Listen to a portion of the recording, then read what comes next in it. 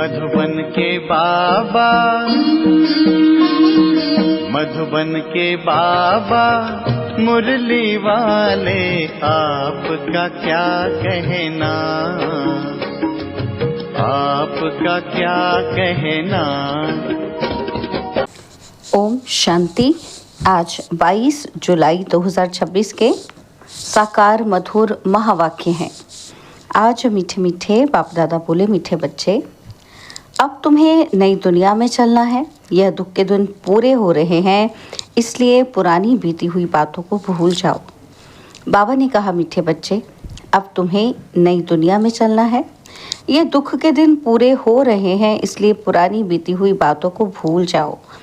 बाबा ने आज प्रश्न पूछा है कि तुम कर्मयोगी बच्चों को कौन सा अभ्यास निरंतर करना चाहिए। बाबा ने उत्तर में समझाया कि अभी अभी शरीर निर्वाह अर्थ देह में आए और अभी अभी देही अभिमानी। देह की स्मृति बिगर कर्म तो हो नहीं सकता, इसलिए अभ्यास करना है कि कर्म किया, देह अभिमानी बने, फिर देही अभिमानी बन जाओ। ऐसा अभ्यास तुम बच्चों के सिवाय दुनिया में कोई कर नहीं सकता। मुरली का गीत है, जाग सजनिया जाग। ओम शांति। रूहानी बाप कहते हैं, मीठे मीठे रूहों ने अथवा बच्चों ने ये गीत सुना। इसको कहा जाता है ज्ञान का गीत। यह गीत तो बहुत अच्छा है। तुम आत्माएं अब जाग गई हो, ड्रामा के राज को भी अभी तुम जान गए हो। भक्ति मार्ग का तो कौतुक देख लिया है ना। जो कुछ बीता वह तुम्हारी बुद्धि में है। तुम अपने बीते हुए 84 जन्मों की हिस्ट्री को जानते हो। बाप ने 84 जन्मों की कहानी सुनाई है। ये है नई दुनिया के लिए नई बातें। बाप द्वारा तुम नई बातें सुनते हो। बाप बच्चों को धीरज देते हैं कि बच्चे, अब नई दुनिया में चलना है तो पुरानी बातों को भूल जाओ। यह वेद शास्त्र जो भी भक्ति मार्ग की सामग्री है, ये सब खत्म होनी है। वहाँ भक्ति मार्ग का चिन्ह भी नहीं रहता। वहाँ तो भक्ति का फल मिल जाता है। भक्तों को बाप आकर फल देते हैं। बच्चों ने जाना कि बाप कैसे आकर भक्ति का फल देते हैं। जिसने सबसे जास्ती भक्ति की है, उनको ज़रूर जास्ती फल मिलेगा। ज्ञान का पुरुषार्थ भी वह जास्ती करेगा। तुम जानते हो कि हम आत्माओं ने जास्ती भक्ति की है। ज़रूर ज्ञान में भी वह तीखे जाएंगे, तब इन लक्ष्मी नारायण जैसा ऊंच पद पाएंगे। अब ज्ञान और योग के लिए तुम्हारा पुरुषार्थ है। देही अभिमानी हो रहना है, फिर देहधारी भी होना है। कर्म करते हुए बाप को याद करना है। देह बिगर तो हम कर्म कर ना सकें। यह तो ठीक है कि बाबा को याद करना है, परंतु अपने को आत्मा समझें। देह को भुला देने से काम नहीं होगा। कर्म तो करना ही है। बाप की याद में बहुत मज़ा है। उठते बैठते चलते फिरते बाप को याद करो, परंतु फिर भी पेट को भोजन तो चाहिए। देही अभिमानी हो रहना है। देही अभिमानी इस समय तुम बच्चों के सिवाय कोई भी नहीं। भल अपने को आत्मा भी समझें, परंतु परमात्मा का परिचय ही नहीं। भल समझें कि हम आत्मा अविनाशी हैं, ये शरीर विनाशी है, परंतु ये समझने से विकर्म विनाश नहीं होंगे। कहते भी हैं पुण्य आत्मा पतित आत्मा। मैं आत्मा हूँ, ये मेरा शरीर है। ये तो कॉमन बात है। मूल बात बाप समझाते हैं कि मुझे याद करो। शरीर निर्वाह अर्थ देह अभिमान में तो आना है। देह को खिलाना भी है और देह बिगड़ तो कुछ कर ही नहीं सकते। हर जन्म में अपना शरीर निर्वाह करते हो। कर्म करते हुए भी अपने माशूक को याद रखना है। उस माशूक का किसी को पूरा पता ही नहीं है। उस माशूक अथवा बाप से हमको वर्षा मिलना है और उनकी याद से विकर्म विनाश होंगे, ये कोई नहीं समझाते हैं। तुम बच्चे अभी नई बातें सुनते हो। तुम जानते हो अभी हमें घर जाने का रास्ता मिला है। अपने घर जाकर फिर राजधानी में आएंगे। बाबा नया मकान बनाते हैं तो ज़रूर दिल होगी ना कि उसमें जाकर बैठे। अब तुमको रास्ता मिला है जिसको और कोई नहीं जानते। कितने भी यज्ञ तप आदि करते माथा फोड़ते रहते हैं, सदगति को पा नहीं सकते। इस दुनिया से उस दुनिया में जा नहीं सकते, यह भी समझना चाहिए। शास्त्रों में लाखों वर्ष लिख दिया है, इसलिए मनुष्यों की बुद्धि काम नहीं करती है। तुम अच्छी रीति समझ सकते हो, कल की बात है, भारत तो स्वर्ग था। हम आदि सनातन देवी देवता धर्म वाले थे। देवी देवता धर्म बहुत सुख देने वाला है। भारत जैसा सुख कोई भी पा नहीं सकता। स्वर्ग में तो और कोई धर्म वाला जा न सके, तुम्हारे जैसा सुख और कोई को हो न सके। कितना भी प्रयत्न करें, धन खर्च करें, फिर भी स्वर्ग में जो सुख है वो मिल ना सके। किसी को हेल्थ होगी तो वेल्थ नहीं होगी, किसी को वेल्थ होगी तो हेल्थ नहीं होगी। ये है ही दुख की दुनिया। तो अब बाप कहते हैं, हे आत्माएं जागो, तुमको अब ज्ञान का तीसरा नेत्र मिला है। कितनी जागृति आई है। तुम सारी दुनिया की हिस्ट्री, ज्योग्राफी जानते हो। बाप जानी जाननहार है ना। इसका मतलब ये नहीं कि सबके दिलों को जानता है। ये कौन है, कितना समझाते हैं, ये कहाँ तक पवित्र रहते हैं और कहाँ तक बाबा को याद करते हैं। मैं हर एक का यह ख्याल क्यों बैठ करूं। हम तो रास्ता बताते हैं कि तुम आत्माओं को अपने परमपिता परमात्मा को याद करना है। इस सृष्टि चक्र को बुद्धि में रखना है। देही अभिमानी तो जरूर बनना है। देह अभिमानी बनने के कारण तुम्हारी ये दुर्गति हुई है। अब तुमको बाप को याद करना है। ग्रस्त व्यवहार में रहते कमल फूल समान बनना है। स्वदर्शन चक्रधारी भी तुम हो। देवताओं को तो शंख आदि नहीं है, यह ज्ञान शंख आदि तुम ब्राह्मणों को है। सिख लोग शंख बजाते हैं, बहुत बड़ा आवाज करते हैं। तुम भी ये ज्ञान बैठ देते हो तो बड़ी सभा में लाउड स्पीकर लगाते हो। तुमको यहाँ लाउड स्पीकर लगाने की दरकार नहीं। टीचर पढ़ाएंगे तो लाउड स्पीकर लगाएंगे क्या। यहाँ तो सिर्फ शिव बाबा को याद करना है तो विकर्म विनाश होंगे। मैं सर्वशक्तिमान हूँ ना। तुम लाउड स्पीकर लगाते हो कि आवाज़ दूर दूर तक सुनने में आए, वह भी आगे चल काम में आएगा। तुमको सुनाना ये है कि मौत सामने है, अभी सबको वापस जाना है। महाभारत लड़ाई भी सामने खड़ी है और गीता में भी लिखा हुआ है कि महाभारत लड़ाई लगी, विनाश हुआ। अच्छा फिर क्या हुआ। पांडव भी गल मरे। बाप समझाते हैं, पहले अगर विनाश हो जाए तो भारत खंड भी खाली हो जाए। भारत तो अविनाशी खंड है, खाली तो होता ही नहीं। तुम जानते हो प्रलय तो होती नहीं। बाबा अविनाशी है तो उनका बर्थ प्लेस भी अविनाशी है। बच्चों को खुशी रहनी चाहिए कि बाबा सर्व का सद्गति दाता, सुख शांति करता है। जो भी आते हैं कहते हैं शांति चाहिए।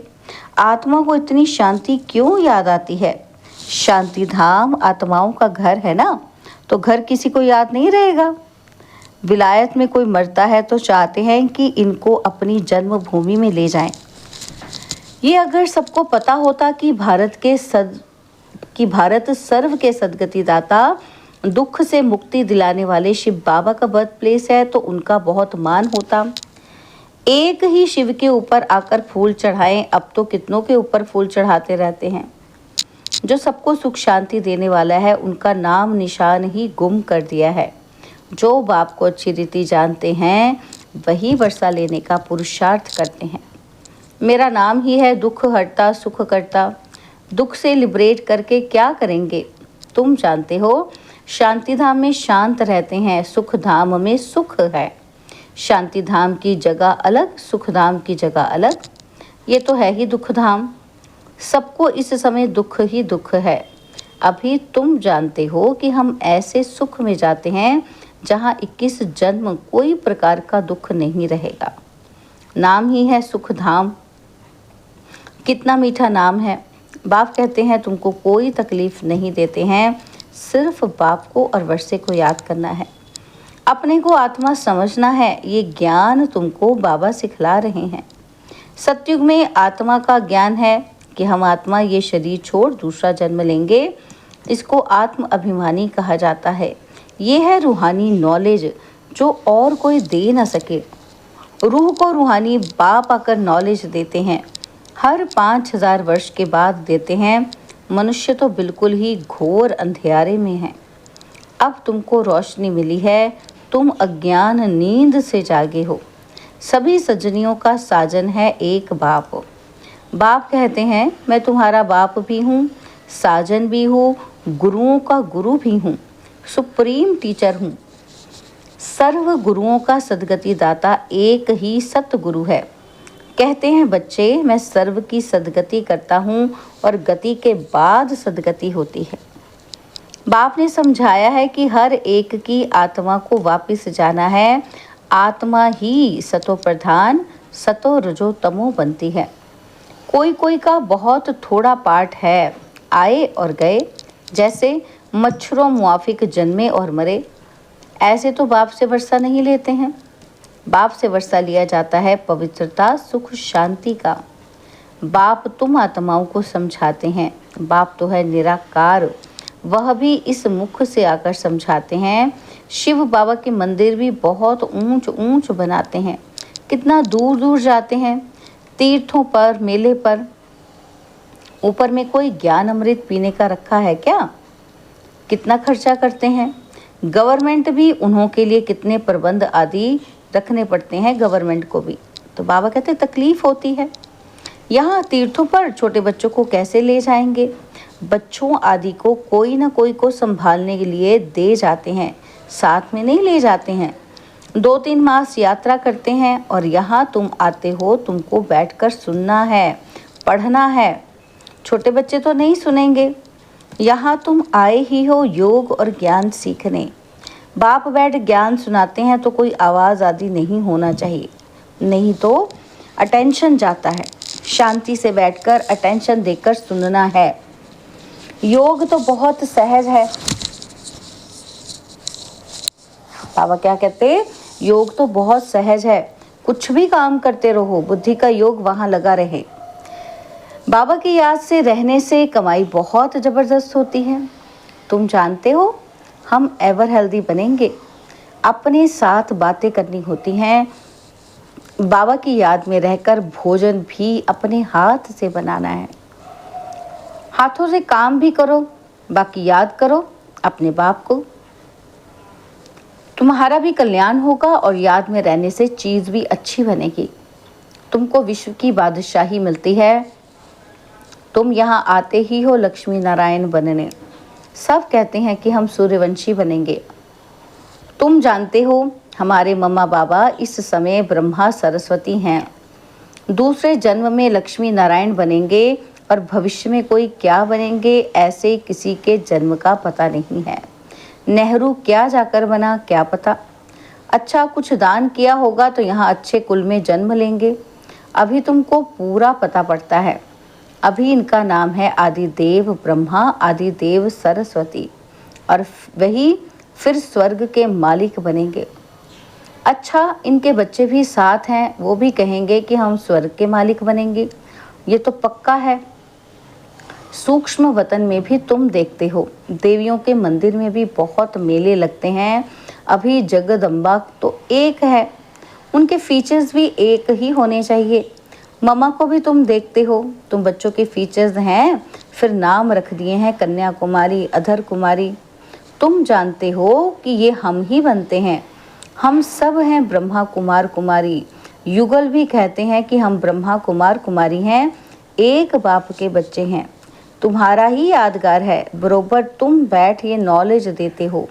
अर्थ सहित ये देलवाड़ा मंदिर है, परंतु ये तुम ही समझा सकते हो। तुम जानते हो कि हम स्थापना कर रहे हैं राजयोग से श्रीमत पर भारत को स्वर्ग बना रहे हैं।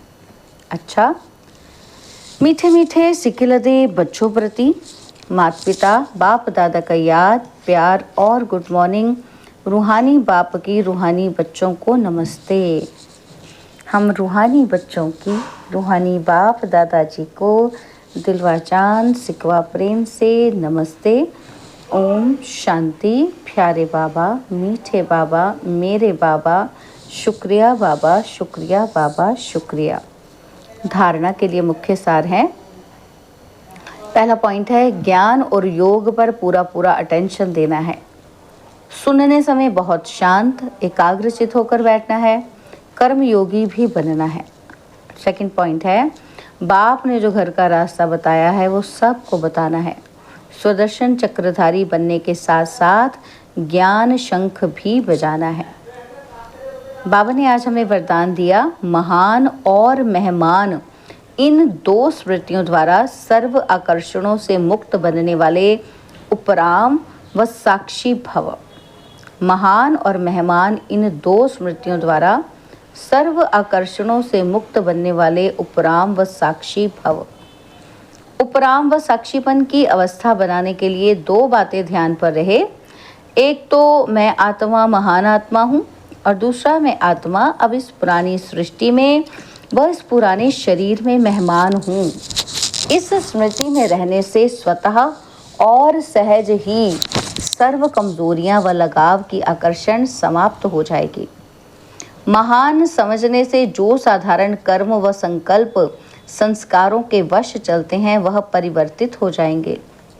महान और मेहमान समझकर चलने से महिमा योग्य भी बन जाएंगे।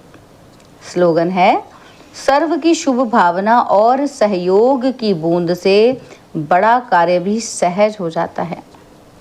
सर्व की शुभ भावना और सहयोग की बूंद से बड़ा कार्य भी सहज हो जाता है। बाबा के व्यक्त इशारे हैं, ज्वाला स्वरूप स्थिति में रह शक्तिशाली याद का अनुभव करो। बाबा कहते हैं पावरफुल मन की निशानी है सेकंड में जहाँ चाहे वहाँ पहुँच जाए। मन को जब उड़ना आ गया, प्रैक्टिस हो गई, तो सेकंड में जहाँ चाहे वहाँ पहुँच सकता है। अभी अभी साकार वतन में, अभी अभी परम धाम में सेकंड की रफ्तार है। अब इसी अभ्यास को बढ़ाओ तो याद शक्तिशाली बन जाएगी। अच्छा, ओम शांति।